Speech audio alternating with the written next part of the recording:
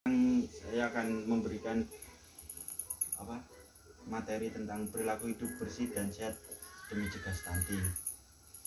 Apa itu PHBS? PHBS itu adalah perilaku yang dipraktikkan atas dasar kesadaran sebagai hasil pembelajaran yang menjadikan seseorang, keluarga, kelompok, masyarakat mampu menolong dirinya sendiri di bidang kesehatan.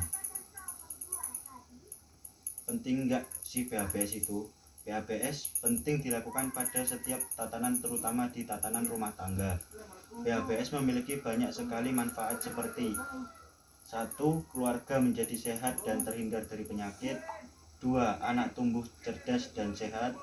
Yang ketiga, anggota keluarga giat bekerja. Yang keempat, pengeluaran biaya rumah tangga dapat ditujukan untuk memenuhi gizi seimbang. Apa fungsi untuk orang sekitar? Yang pertama, masyarakat mampu mengupayakan lingkungan sehat, dapat mencegah dan menanggulangi masalah kesehatan yang ada. Masyarakat dapat mengembangkan posyandu dan fasilitas kesehatan lainnya. Nah, ini Bu, ada 10 indikator PHBS. Yang pertama, persalinan ditolong oleh tenaga kesehatan.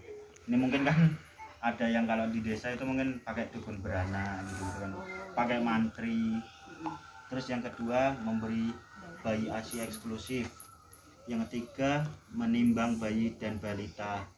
Yang keempat, menggunakan air bersih. Yang kelima, mencuci tangan dengan air bersih dan sabun. Yang keenam, menggunakan jamban sehat. Yang ketujuh, memberantas jentik di rumah. Yang kedelapan, makan buah dan sayur setiap hari. Kesembilan, melakukan aktivitas fisik setiap hari seperti olahraga. Yang ke-10, tidak merokok di dalam rumah. Nah ini Bu, ini adalah cara cuci tangan pakai sabun. Yang pertama, basahi kedua telapak tangan setinggi pertengahan lengan, mungkin segini Bu. Dipakai sabun, kemudian usap dan gosok kedua telapak tangan secara lembut. Yang kedua, menggosokkan sela ibu jari. Mungkin kan cuma gini doang ya Bu ya? Iya. Enggak, Yang ketiga, telapak tangan di sela-sela jari. Yang keempat, bersihkan tangan dengan cara kuku biar kukunya bersih.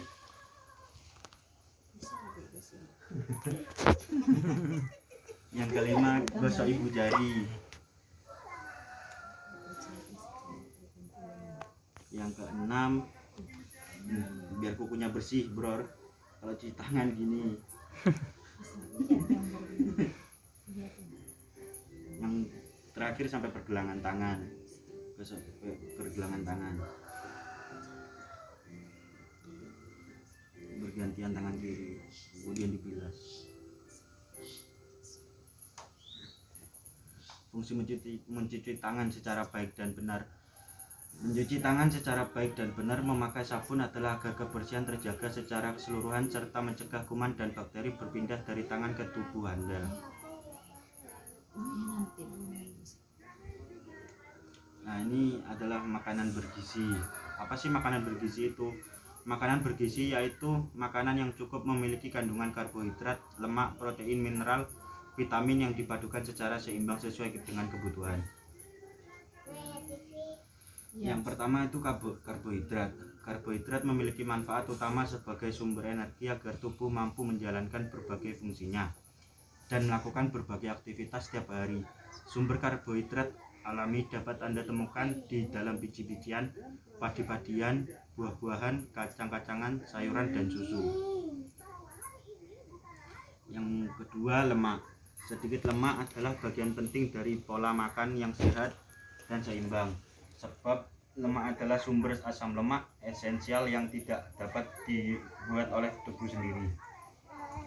Fungsi dari lemak sebagai penyedia energi. 1 gram bisa menghasilkan 9 kilokalori. Lemak dapat disimpan di jaringan lemak tubuh yang melepaskan asam lemak saat energi dibutuhkan. Yang kedua, pelarut vitamin. Dalam makanan, lemak adalah pembawa vitamin A, D, E, dan K yang larut dalam lemak dan mendukung penyerapannya di usus. Yang terakhir, isolasi dan pengaturan suhu tubuh. Sel lemak disimpan dalam jaringan adipasa, melindungi tubuh dan membantu mempertahankan suhu inti tubuh yang normal. Contoh sumber makanan yang mengandung lemak nabati seperti kacang-kacangan, minyak kelapa sawit, minyak zaitun, dan biji-bijian. Sementara contoh sumber lemak hewani bisa kita dapatkan dari ikan, daging, unggas, daging merah, yogurt, dan keju. Selanjutnya adalah protein. Protein adalah nutrisi yang fungsi utama memperbaiki jaringan sel agar bisa bekerja dengan baik. Fungsi protein ada dua, memproduksi enzim dan hormon untuk membantu menjaga fungsi sel dan organ tubuh. Yang kedua, membangun sel dan jaringan dalam tubuh, meningkatkan sistem imun serta memperbaiki sel-sel tubuh yang rusak. Protein terdiri dari bahan pembangun yang disebut asam amino. Ada sekitar 20 jenis asam amino, 9 diantaranya termasuk esensial sedangkan 11 sisanya adalah yang non-esensial. Asam amino bisa dihasilkan oleh tubuh tanpa perlu asupan makanan. Selanjutnya adalah vitamin. Sumber vitamin A diantaranya yaitu kuning telur, susu, sayuran berwarna hijau, wortel, dan pepaya. Yang kedua, sumber vitamin B diantaranya salmon, bayam hijau, hati, telur, susu, daging sapi, kuaci, ayam. Yang ketiga, sumber vitamin C diantaranya jeruk, jambu biji, pepaya, brokoli, kembang kol, dan ayam. Sumber vitamin B diantaranya minyak hati, ikan kod, tuna, kuning telur, hati sapi, jamur. Yang keempat, untuk meningkatkan daya tahan tubuh dan kesehatan kulit, makanan yang mengandung vitamin E seperti sayuran hijau, kacang, biji, kiwi, alpukat, dan mangga. Yang terakhir, kacang mede, kedelai, daun bawang, brokoli, sawi hijau, bayam. Cukup sekian, ada yang ditanyakan?